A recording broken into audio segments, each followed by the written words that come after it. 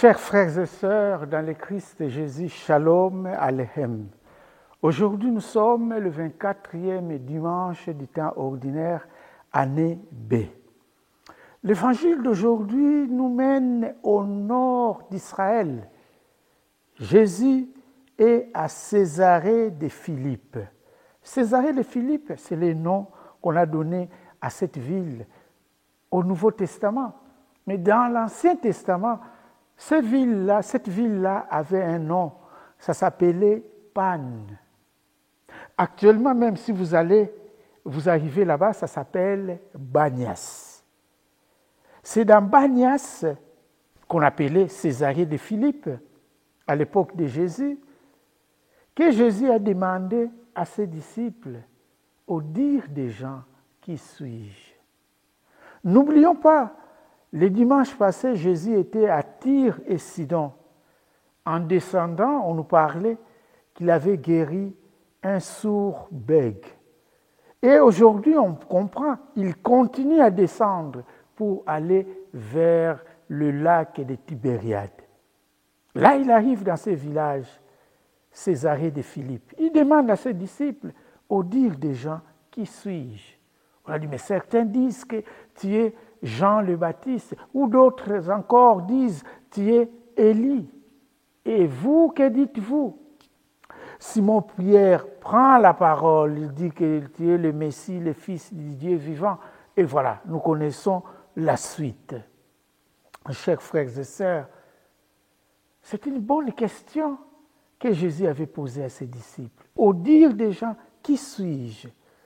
Mais peut-être aujourd'hui, c'est à nous qu'il pose cette question, au dire des gens, ou vous qui me suivez, vous qui venez à la messe chaque dimanche, pour vous, qui suis-je?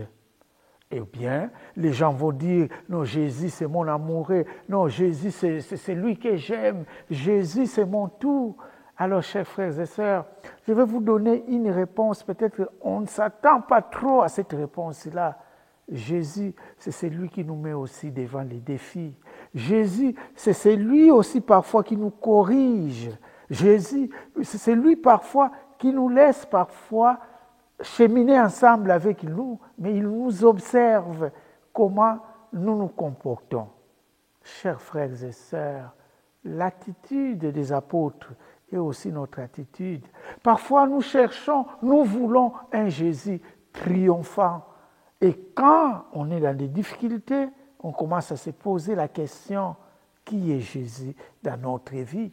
Et dans la première lecture d'ailleurs, qui est tirée du livre d'Isaïe, et c'est le texte du serviteur souffrant qu'on nous lit souvent les vendredis saints, la première lecture. Le serviteur souffrant, qui n'était pas beau à voir, mais qui accepte la souffrance. C'est cette expérience que nous faisons, chers frères et sœurs. Nous nous disons chrétiens, nous nous disons catholiques, mais qui est Jésus pour nous? Qui est réellement Jésus pour nous?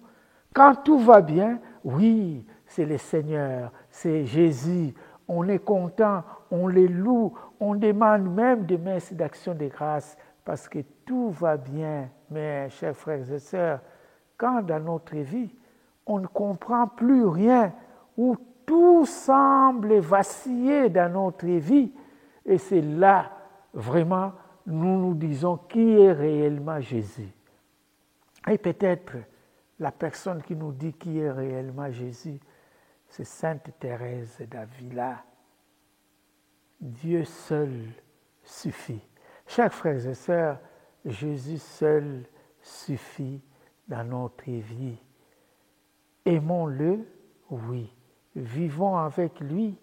Comme ça, Jésus nous demandera, il est qui pour nous? Et la réponse est claire. Jésus est notre tout. Que Jésus nous aide à rester fidèles dans le meilleur et dans le pire.